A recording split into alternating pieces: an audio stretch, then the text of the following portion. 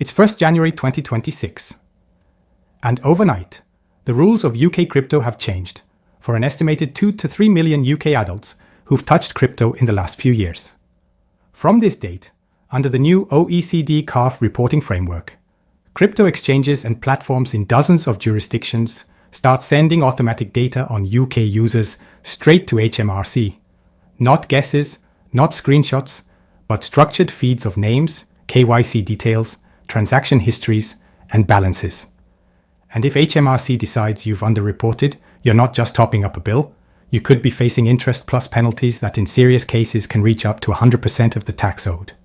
In other words, a $5,000 mistake doesn't stay a $5,000 problem. It can turn into a $10,000 one very quickly. The UK is about to bring in one of the biggest crypto reporting changes we've ever seen, and hardly anyone is talking about it properly. From 1st January 2026, HMRC will start receiving automatic data from crypto exchanges under CARF. That data will cover trades, disposals, swaps, and in many cases, the identity and residency of the person behind the wallet. The first full UK tax year that really gets caught in this new net will be 2026-27, with returns due in January 2028.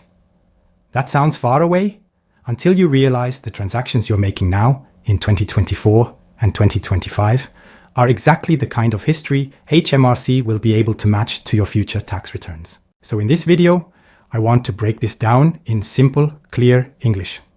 What data HMRC will actually receive? Which exchanges are likely to be sending information? Why the "I'll just move everything to a cold wallet" idea does not protect the past? And what smart UK investors can do now to get ahead of these rules instead of waiting for a brown envelope. Let's start with what's really changing. For years, crypto in the UK has sat in this weird grey zone. Officially taxable, officially reportable. But practically? A lot of people assumed HMRC wouldn't see it unless they cashed out big into their bank account. The system relied heavily on self-reporting and the odd warning letter sent to customers of well-known exchanges. That era is ending.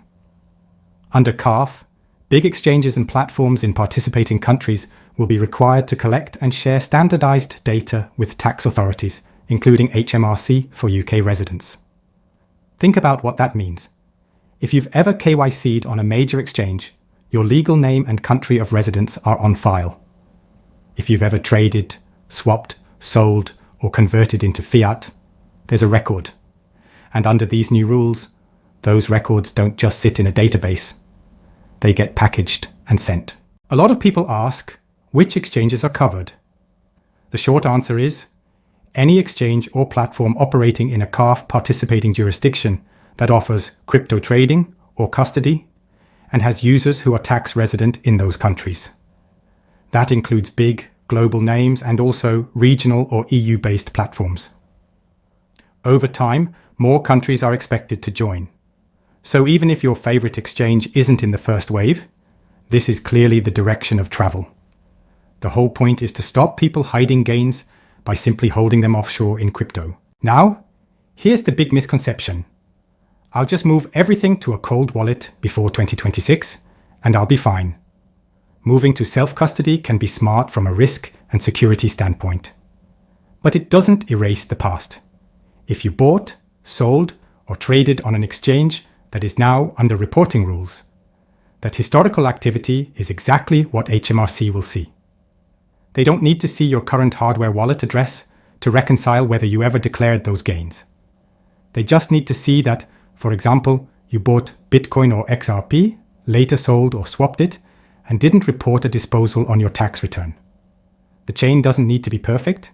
It just needs to be good enough to flag discrepancies. So the real question isn't, how do I hide? It's, how do I get my records in order before HMRC does it for me? Because there's a big difference between someone who voluntarily corrects old returns and someone who waits until a letter arrives. The first group can often reduce penalties massively, sometimes to almost nothing if they disclose early and honestly. The second group risks being treated as if they deliberately failed to report. Let's talk about what kind of data HMRC is likely to receive. At a minimum, you should assume they'll get your full legal name, date of birth, country of residence, and some form of ID or account reference. On the transaction side, they don't need to see every tiny on-chain movement. They're far more interested in when you acquired, when you disposed, and what the values were at each point. That means fiat on-ramps, off-ramps, big swaps between coins, and transfers that clearly look like sales or exits.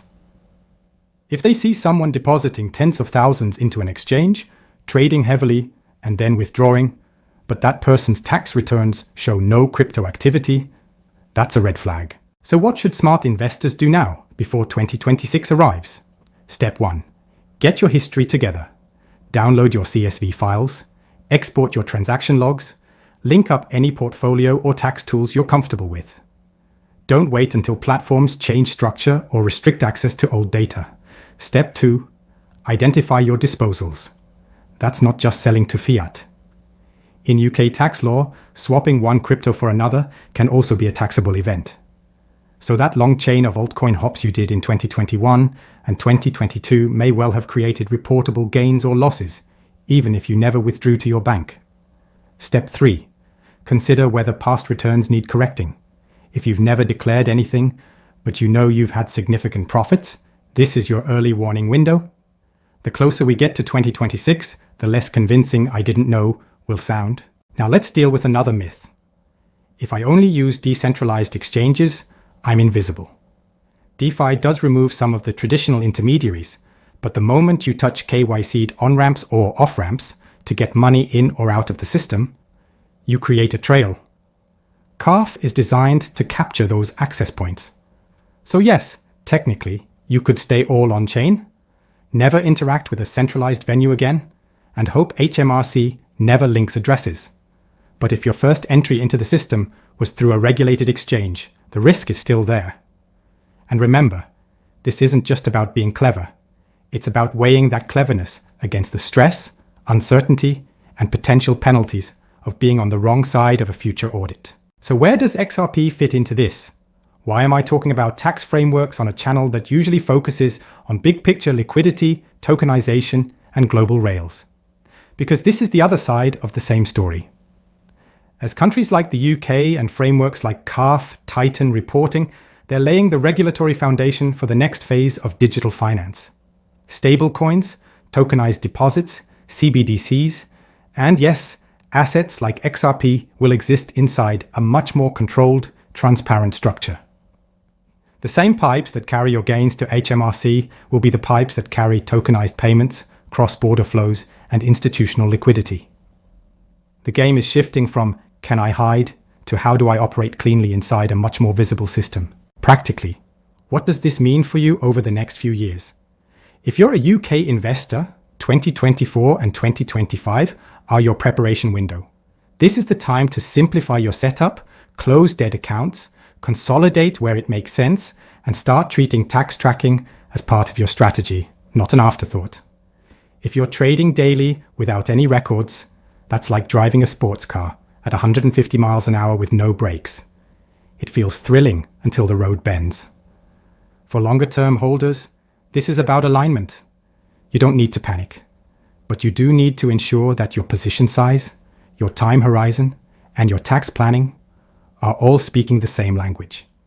If you believe in assets like XRP, Bitcoin, Ethereum, or anything else over a 5 to 10 year window, then building a clean, compliant profile now actually strengthens your position. You're not the person hoping not to be seen. You're the person ready to justify exactly what you did and why. So here's the bottom line. From 1 January 2026, crypto goes from maybe they'll notice to assume they will. The data flows to HMRC are going to get richer, more standardized, and more automated. You can ignore that, roll the dice, and hope you slip between the gaps. Or you can use the time between now and then to get organized, get honest with your own history, and make sure that when the new rules fully switch on, you're not scrambling. Because the real shift in 2026 isn't just about tax. It's about crypto growing up. The days of the wild, untracked frontier are fading. In their place, we're getting something more boring, more structured, but also much bigger. A world where digital assets sit inside the same kind of reporting frameworks as banks, brokers, and funds. And when that world arrives, the people who thrive won't be the ones who hit the best. They'll be the ones who understood the rules early and used them to play a smarter, cleaner game.